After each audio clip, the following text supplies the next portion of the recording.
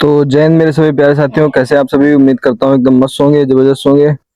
तो भाइयों, UP triple SC ने भी, जैसा कि आप देख सकते हैं थंबनेल में, कि अब यूपी ट्रिपल एससी ने भी ये ओटीआर वाला सिस्टम जो है अब लागू कर दिया है। और सही भी है भाई। अभी तक आपने एसएससी में किया होगा ओटीआर, और अभी पिछली बार आपने देखा था कि यूपी पुलिस के लिए भी ओटीआर हुआ था। और उससे फायदा ये रहता है कि बार बार आपको रजिस्ट्रेशन नहीं कराना पड़ता है। एक बार आप करा लेते हैं, फिर फॉर्म भरने में बहुत आसानी हो जाती है। घंटों का काम फिर केवल 2 मिनट में हो जाता है भाई। और बार बार रजिस्ट्रेशन करने का फीस भी नहीं लगता है। तो भाई अच्छा है, ठीक है।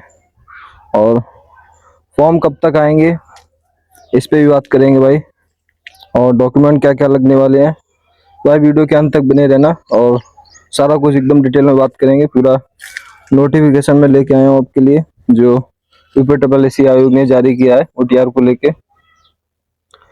तो चलिए भाई देखते हैं नोटिफिकेशन में क्या क्या है। तो ये तो भाई जानकारी है ओटीआर को लेके, लेकिन हम सीधा आते हैं कि कैसे ओटीआर करना होगा और क्या क्या चीजें हैं इसमें। तो सबसे पहला जो पॉइंट है इनका, पहले नंबर पे लिखा है, आयोग द्वारा भविष्य में विज्ञापित की जाने वाली प्रारंभिक अर्हता परीक्षा अथवा मुख्य परीक्षा के लिए आवेदन करने हेतु अभ्यर्थियों को ओटीआर करना अनिवार्य होगा। तो भाई यही है कि हाँ, अगर आपने ओटीआर किया होगा तभी आप जो भी वैकेंसी निकलेंगी यूपी ट्रिपल एससी के थ्रू, जैसे निकलती हैं लेखपाल की, और जो आने वाली है फ्यूचर में 2026 या 27 में जूनियर असिस्टेंट की, तो भाई जितनी वैकेंसियां निकलेंगी उसमें आप तभी अप्लाई कर पाएंगे जब आपने ओटीआर किया होगा। तो भाई जरूर से आपको करना है। और दूसरे नंबर पे है कि ओटीआर पूर्णतः भाई निःशुल्क है, इसमें कोई फीस वीस नहीं लगने वाली है, 0 रुपये फीस होने वाली है। अभ्यर्थियों को ओटीआर हेतु नवीन आवेदन अथवा प्रारंभिक अर्हता परीक्षा 2025 की पंजीकरण संख्या के आधार पर आवेदन करना होगा। तो भाई अगर आपने पिछली बार दिया था पेट का पेपर 2025 में, तो आप उसके आधार पे भी अपना ओटीआर कर सकते हैं। चौथे नंबर पे है, यदि किसी अभ्यर्थी ने प्रारंभिक अर्हता परीक्षा 2025 हेतु आवेदन किया है, तो उसे प्रारंभिक अर्हता परीक्षा 2025 की पंजीकरण संख्या के आधार पर ओटीआर हेतु आवेदन करना होगा। तो भाई मैं बता चुका हूँ, वही चीज है सेम।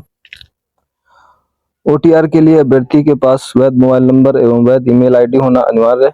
मोबाइल नंबर एवं ईमेल भर्ती प्रक्रिया की संपूर्ण अवधि तक सक्रिय रहने चाहिए। तो भाई आपके पास एक ऐसा फोन नंबर होना चाहिए पर्सनल, जो आपके पास ही रहे, क्योंकि भाई ओटीपी वगैरह और उसी पे आएंगे। और आपका एक ईमेल होना चाहिए ऐसा जो आपके पास हमेशा रहे, और नहीं है तो बना लीजिए और हमेशा उसको ईमेल और पासवर्ड उसका याद कर लीजिए भाई, हमेशा काम आता है। और मैं उम्मीद करता हूँ कि जितने भी छात्र होंगे उनके पास ये सारी चीजें होंगी जरूर।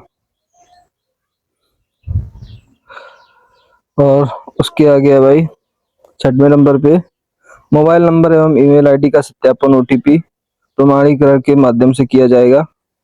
अभ्यर्थी ईमेल आईडी का सत्यापन ओटीआर की प्रक्रिया पूर्ण करने के उपरांत डैशबोर्ड के माध्यम से भी कर। तो भाई वही चीज है कि ओटीपी के थ्रू ही आपका जो है ये रजिस्ट्रेशन होगा। और इसके आगे है भाई 7वें नंबर पे, अभ्यर्थी को आवेदन पत्र में नाम, जन्म तिथि, पिता एवं माता का नाम, राज्य, गृह, जनपद, हाई स्कूल, अर्हता आदि विभिन्न विवरण दर्ज करना होगा तथा स्थायी एवं पत्राचार हेतु पते का भी उल्लेख करना होगा। तो ये भाई बेसिक इंफॉर्मेशन होती हैं। यही चीजें जो है भाई आपको बार बार फिल नहीं करनी पड़ेंगी। ये एक बार जैसे आपने मतलब ओटीआर हो जाएगा, तो फिर ये बेसिक चीजें हैं, ये आपके हमेशा के लिए उसमें बनी रहेंगी। और जब भी आप फॉर्म अप्लाई कराने जाएंगे भाई, 2 मिनट का समय लगेगा, और जो कुछ भी फीस होगी वो कटेगी, और तुरंत आपका फॉर्म जो है अप्लाई हो जाएगा। बार बार रजिस्ट्रेशन के लिए पैसे नहीं देने पड़ेंगे, और टाइम भी बचता है भाई। वैसे तो घंटों घंटों लग जाते हैं रजिस्ट्रेशन करने में। तो ये चीजें भाई।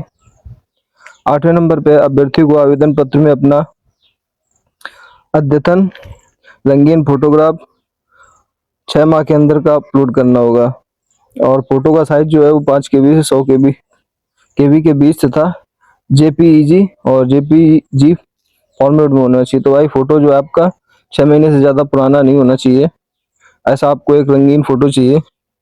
अभ्यर्थी अभ्यर्थी का हस्ताक्षर हिंदी अथवा अंग्रेजी में होना चाहिए। अभ्यर्थी अपने हस्ताक्षर के नीचे स्वयं की हस्तलिपि में हिंदी में अपना नाम अवश्य लिखें। स्पष्ट किया जाता है कि अंग्रेजी भाषा के कैपिटल लेटर्स में हस्ताक्षर अमान्य होंगे। तो भाई ऐसा नहीं करना है आपको।